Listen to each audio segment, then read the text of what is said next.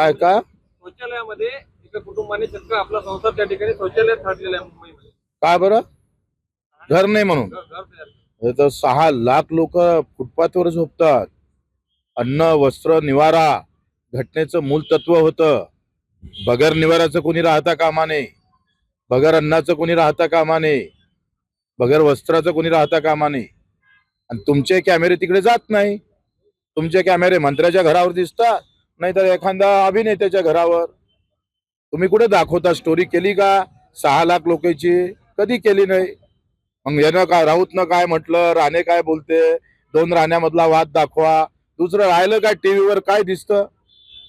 आज तुमची प्रवीण परदेशींसोबत बैठक आहे कर्जमाफीच्या मुद्द्यावर. प्रवीण परदेशींना मी विनंती केली का तुम्ही विदर्भात आहे आणि विदर्भात असताना इथल्या जिल्हा मध्यवर्ती बँकेची तर बैठक घ्या.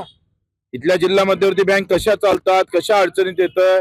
आता कर्जमाफीच्या मुळे रनिंग बिल कोणी भरायला तयार नाही. पुढच्या वर्षी कर्ज वितरण होणार का नाही होणार काही चिंता नाही आहे.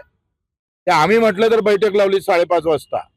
ते परदेशी म्हणजे पुरे परदेशी आहे, ते देशातले आहे का नाही तेच तपासलं पाहिजे. हलबा समाजाच्या उपोषणाला भेट देणार आहोत. हा आम्ही जाणार आहोत. धन्यवाद. आपण इथपर्यंत तुम्ही चढले होते, काय झालं कोर्टात, काय काय म्हणणं झालं आणि तुम्ही तुमच्या भूमिकेवर ठाम आहे? 4 घंटे झाले आम्ही कोर्टात आहोत आणि आता आमच्या वकील साहेब यांनी सगळ्यांनी इथे बाजू मांडली.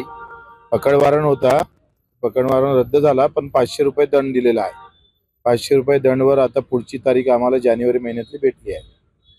आणि न्यायालय आम्हाला वाटतं आम्हाला सहकार्य करेल, कारण आमची मागणी काही मंत्री व्हा किंवा आम्हाला तिकीट द्यायच्यासाठी नव्हती, प्रकल्पग्रस्तांसाठी होती. गोष्टीपेक्षा आजही नागपूर जिल्ह्यातले 8 गावं अंधारा म्हणजे लाईट पासून वंचित आहे, पाण्यापासून वंचित आहे.